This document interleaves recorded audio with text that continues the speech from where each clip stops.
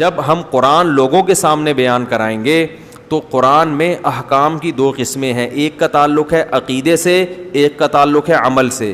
عقیدے کی اہمیت زیادہ ہے یا عمل کی زیادہ ہے؟ بولو نا. عقیدے کی. اب عقیدے کی اہمیت زیادہ ہے تو عقیدے بہت ہیں اسلام میں. ایک توحید کا عقیدہ, رسالت کا عقیدہ, آخرت کا عقیدہ, جنت جہنم کا عقیدہ, فرشتوں کے وجود کا عقیدہ. تو ان میں سب سے اہم عقیدہ کون سا ہے؟ توحید. اب میں کبھی توحید بیان کرتا ہوں نا تو لوگ اس پہ بھی کہتے ہیں یار یہ کیوں, اس سے تو فلاں مسلک کے لوگوں کو تکلیف ہو رہی ہے, اس سے تو آپ کے ویورز کٹ رہے ہیں. تو میں ان سے کہتا ہوں بھائی اگر یہ بھی بیان نہیں کریں گے, توحید بھی اگر کھول کھول کے بیان نہیں کریں گے تو بہتر نہیں ہے کہ میں بھی ایک چھولے کی ریڑھی لگا لوں؟ کیا ہو گیا؟ یعنی اگر قرآن کی جو ایک تو عقیدے سے اس کا تعلق ہے جس کی اہمیت عمل سے زیادہ, اور پھر عقیدے میں سب سے اہم عقیدہ کیا ہے؟ توحید. اور توحید میں بھی آگے یاد رکھو توحید کی اپوزٹ کیا ہے؟ شرک. توحید کا الٹ کیا ہوتا ہے؟ شرک. تو شرک کی نفی کرنا توحید ہی ہے نا. تو سب سے بڑا شرک پتہ ہے کیا ہے؟ اللہ کے سوا کسی کو مدد کے لیے پکارنا. یہ شرک کی سب سے بڑی قسم ہے اور سب سے خطرناک قسم ہے جس نے ہمیشہ مشرکوں کو برباد. ہر دور کے مشرک اس قسم کے شرک میں مبتلا ہوئے ہیں. وہ یہ نہیں کہتے تھے کہ اللہ جیسا اللہ بھی کوئی ہے, وہ کہتے تھے جیسے اللہ سے ہم ڈائریکٹ پکاریں تو بھی ٹھیک ہے, لیکن اللہ نے کچھ اختیارات اپنے بندوں کو بھی دے دیے ہیں, ان کو بھی پکارا جا سکتا ہے. اسی شرک کی نفی کے لیے دنیا میں پیغمبر آتے رہے ہیں, اور اسی کے لیے اللہ نے ہم سے ہر نماز کی ہر رکعت میں کہلوایا ایاک نعبد و ایاک نستعین, اے اللہ صرف تیری عبادت کریں گے. اللہ کو پتا تھا یہ عبادت کے مفہوم میں گھما دیں گے بات کو, اس لیے اگلا جملہ کہلوایا ایاک نستعین, مدد صرف تجھی سے. استعانہ مدد کو کہتے ہیں. تو اب یا اللہ مدد کے علاوہ تمام راستے اللہ نے بند کر دیے کہ نہیں کر دیے؟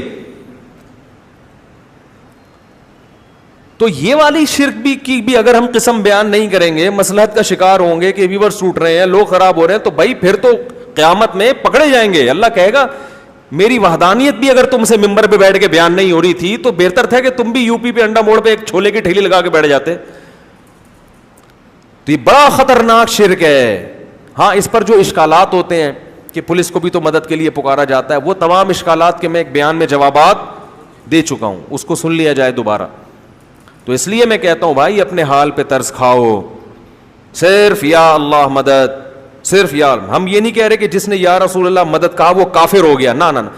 کفر کا فتویٰ لگانے میں بہت احتیاط ہے, کیونکہ ہم اس سے پوچھیں گے تمہارا مطلب کیا ہے اس کا, تو مطلب میں جا کے گہرائی میں کہیں سے بھی کوئی تعویل کھینچ تان کے نکالی جا سکتی ہو کہ ہو سکتا ہے اس کا یہ مفہوم ہو, تو اس کو مومن ہی کہا جائے گا جب تک 100% وہ واضح طور پر نہ کہہ دے. لیکن یہ جملہ بہت ڈینجرس ہے. کفر کا فتویٰ دنیا میں لگانے میں تو احتیاط ہے, مگر آخرت میں اللہ بھی احتیاط سے کام لے گا فتویٰ لگانے میں, ایسا نہیں ہے. وہ تو ہمارے لیے اللہ نے کہا ہے کہ تم دل کے حال نہیں جانتے, اللہ تو دلوں کا حال جانتا ہے. اللہ کو پتا ہے کون کس نیت سے کہہ رہا ہے. تو اس لیے میرے بھائی اپنے حال پہ ترس کھاؤ, اپنے مذہبی رہنماؤں کے کہنے پر توحید کا راستہ نہ چھوڑو. عیسائی بھی اپنے آپ کو توحید پرست کہتے ہیں کہ ہم ایک اللہ کو مانتے ہیں, مگر اللہ کو ان کی توحید قبول نہیں ہے. تو اگر آپ بھی یا اللہ مدد, یا رسول اللہ مدد, یا علی مدد, یا غوث اعظم مدد, سارے اللہ کے علاوہ پتہ نہیں درجنوں لوگ ہیں, اور یا رسول اللہ انظر حالنا, اے نبی ہمارے حالت پر رحم کریں, اے نبی ہماری طرف دیکھ, یہیں سے بیٹھے بیٹھے پکار رہے ہیں نبی کو, اور یہ عقیدہ ہے کہ نبی صلی اللہ علیہ وسلم بنفس نفیس ہماری مدد کریں گے, یہیں سے بیٹھے ہوئے ہمارا کلام سن رہے ہیں, اور خود قبر میں سے ہوتے ہوئے ہماری مدد وہیں سے کر لیں گے کیونکہ اللہ نے آپ کو اختیارات دے دی ہے. بھائی یہ شرک ہے.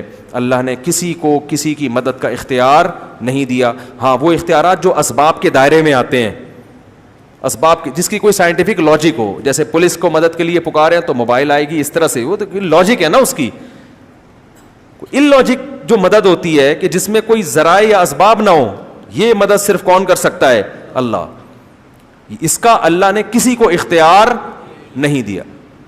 تو ہم نبی صلی اللہ علیہ وسلم کے بارے میں عقیدہ رکھتے ہیں تمام پیغمبروں کے سردار, بلکہ بعد از خدا بزرگ توئی قصہ مختصر, اللہ کے بعد نبی ہی کا مقام ہے. قصہ مختصر. شاعر نے کیسی پیاری بات, شاعر نے کہا تم نبی کی شان بیان کرتے ہو, کہہ رہے میں مختصر بات کر کے گل ویلے دی تے پھل موسم دا قصہ ہی ختم کر دیتا ہوں. بعد از خدا بزرگ توئی, اللہ کے بعد کون ہے؟ پیغمبر. جس کی بھی تعریف کی جائے نا, اس سے اونچا مقام کس کا ہے؟ نبی کا. پھر آپ کسی کی تعریف کریں, زمین آسمان کے قلابے ملا دیں, وہ تعریف نبی کی تعریف نہیں ہوگی, نبی کا مقام اس سے اونچا ہوگا. سب سے اونچے کون ہے؟ نبی. لیکن اختیارات نہیں ہیں, بگڑی نہیں بنا سکتے کسی کی, کسی کو اولاد نہیں دے سکتے, کسی کو روزی نہیں پہنچا سکتے, کسی کی بگڑی نہیں بنا سکتے, اور چاند کے 2 ٹکڑے نہیں کر سکتے. لوگ کہتے ہیں چاند کے 2 ٹکڑے بھی تو نبی نے نہیں کیے, وہ اللہ نے کیے ہیں. نبی کو حکم تھا اشارہ کر دیں میں ٹکڑے کر دوں گا. تبھی نبی سے ایک مشرکین اور بھی معجزوں کا مطالبہ کرتے تھے, آپ یہ کریں آپ یہ کریں. نبی نے فرمایا کہ سبحان ربی هل كنت الا بشر رسولا, میں تو انسان ہوں بھائی, میں یہ نہیں کر سکتا کہ یوں اشارہ کروں نہریں جاری ہو جائیں, میرے میں اختیارات تھوڑی ہیں. تو اللہ نے کر دیے تھے ٹکڑے, اللہ نے مجھے حکم دیا تم آپ اشارہ کریں تو میں کر دوں گا.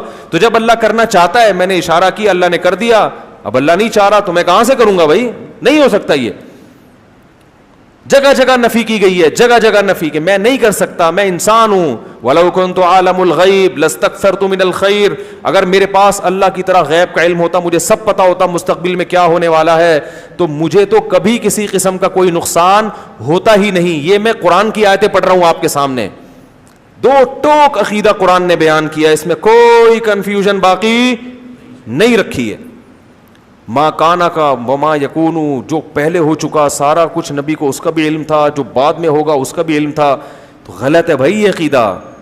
جتنا اللہ نے بتا دیا اس کا نبی کو علم ہے. ہاں وہ اللہ نے ہم سے بہت زیادہ بتایا ہے. علماء مثال دیتے ہیں کہ ہمارے علم اور نبی کے علم کی مثال دریا اور قطرے کی ہے. جیسے دریا میں ایک قطرے کی نسبت دریا کی طرف ہو تو کوئی حیثیت ہے, تو اتنا اللہ نے علم دیا ہے نبی کو ہماری نسبت. لیکن اللہ کے علم اور نبی کی مثال پھر دریا اور قطرے کی ہے. سمجھ رہے ہیں؟ کتنی جگہ قرآن میں آتا ہے یسألونک عن الساعہ, یہ لوگ آپ سے پوچھتے ہیں قیامت کب آئے گی, نبی کہہ دو علمها عند ربی, مجھے نہیں پتا کب آئے گی, اللہ کو پتا ہے. سب باتوں کا آپ نے نہیں بتایا, بہت سی باتوں میں آپ نے کہا مجھے علم نہیں ہے. تو یہ عقیدہ کہ سب کچھ علم تھا, ساری چیزوں کا علم تھا, یہ شرک ہے, کفر ہے. یہ اللہ کی صفت علم ہے, نبی کو کیا کر رہے ہیں؟ شریک کر رہے ہیں. تو اپنے ایمان کو بچاؤ, توحید کے بغیر مغفرت کا امکان نہیں ہے. چاہے راتوں میں تہجد کے محراب بنا دو ماتھے کے اوپر, چاہے رو رو کے پاگل ہو جاؤ, اللہ نہیں مغفرت کرے گا. 2 ٹوک الفاظ میں کہہ دیا اللہ نے. پہلے اللہ کو اللہ سمجھا جائے گا تو پھر اللہ سے مانگا جائے گا. تبھی اللہ نے کہا مانگنے سے پہلے بھی کیا, ایاک نعبد و ایاک نستعین کا اقرار. حدیث میں, بخاری کی حدیث ہے, نبی صلی اللہ علیہ وسلم نے فرمایا کہ بندہ جب سورہ فاتحہ پڑھتا ہے تو کہتا ہے الحمدللہ رب العالمین, تو اللہ تعالیٰ بندوں سے کہتے ہیں حمیدنی عبدی, میرے بندے نے میری حمد و ثنا کی ہے. وہ سکھائی بھی اللہ نے. جب کہتا ہے الرحمن الرحیم تو اللہ کہتے ہیں اثنا علی عبدی, میرے بندے نے میری ثنا خوانی کی ہے, مجھے رحمان اور رحیم کہہ کے پکارا ہے. پھر جب بندہ کہتا ہے مالک یوم الدین, روز جزا کا مالک ہے, تو اللہ کہتے ہیں مجدنی عبدی, میرے بندے نے میری بزرگی اور میری شان کو بیان کیا کہ میں مالک ہوں گا قیامت کے دن. پھر انسان کہتا ہے, جب مسلمان نماز میں کہتا ہے ایاک نعبد و ایاک نستعین, اے اللہ صرف تیری عبادت کریں گے, صرف تجھ سے مدد مانگیں گے, تو اللہ کہتے ہیں ھذا بینی و بین عبدی, یہ میرے اور بندے کے درمیان ایگریمنٹ ہو گیا ہے.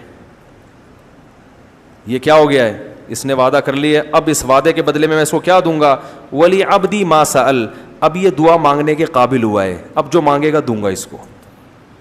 اس ایگریمنٹ کے بغیر اللہ نہیں دے گا. ولی عبدی ما سأل, اب یہ کیونکہ پچھلی امتیں اسی لیے تو ہلاک ہوئی ہیں, اللہ سے بھی مانگ رہے ہیں, حضرت عیسیٰ ابن مریم سے بھی مانگ رہے ہیں, عزیر کو ابن اللہ کہہ دیا, تو اللہ سے بھی مانگ رہے ہیں, درباروں پہ جا کے بھی مانگ رہے ہیں. نوح علیہ السلام کی جو قوم تھی اللہ سے بھی مانگتی تھی, بتوں سے بھی جا کے مانگتی تھی, تو اللہ نے کہا یہ والا مجھے یہ انداز پسند نہیں ہے. تو پہلے ہم سے ایگریمنٹ کروا لیا. اور دیکھو نماز میں تلاوت ضروری ہے, جہاں سے چاہے پڑھو. لیکن ہر نماز میں اللہ نے پہلے کہا کہ یہ پڑھو گے تو پھر آگے پڑھنے کی اجازت دوں گا. یہ پہلے ہر سورہ فاتحہ جتنی پڑھی جاتی ہے نا, اتنی کوئی سورت پڑھی نہیں جاتی ہے.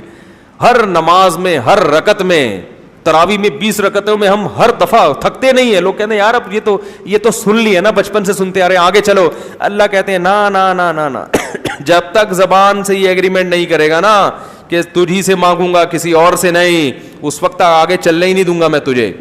20 کیا 40 بھی پڑھے گا تو ہر دفعہ یہی پڑھنا پڑے, پھر تہجد میں اٹھے گا پھر یہی پڑھنا پڑے, فجر کی 2 سنتیں میں پھر یہی ایگریمنٹ, مرتے دم تک یہ ایگریمنٹ تجھ سے کرواتا رہوں گا. اور ہم نماز کے سلام کے بعد اسی ایگریمنٹ کی دھجیاں اڑانا شروع کر دیں, کتنی بڑی اللہ کے غضب کو دعوت دینے والی بات ہے.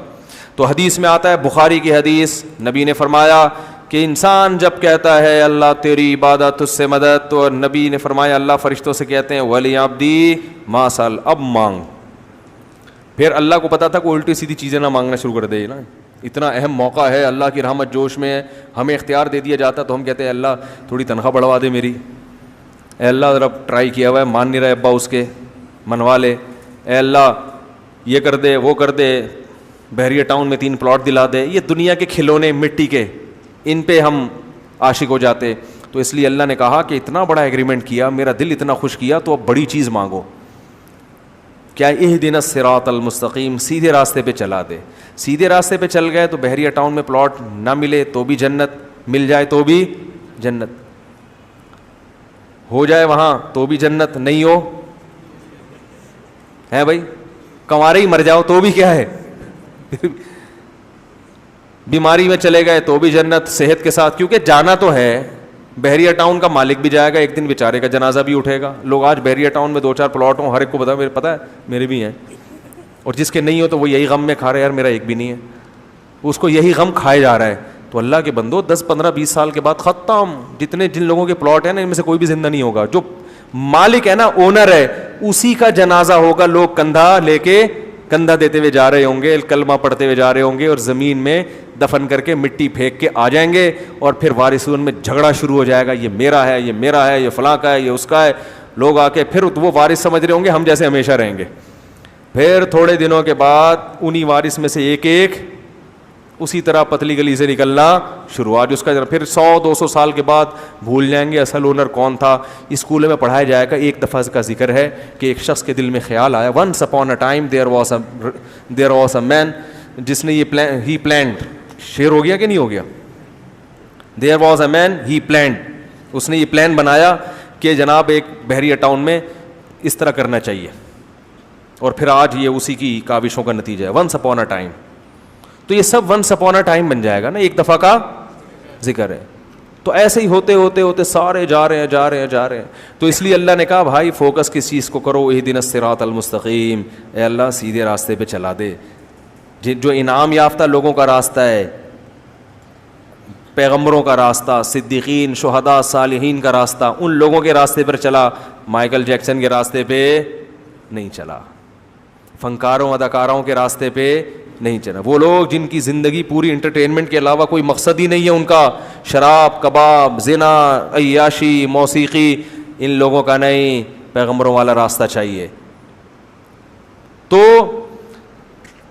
اس لیے توحید کے معاملے میں اللہ بہت حساس ہے.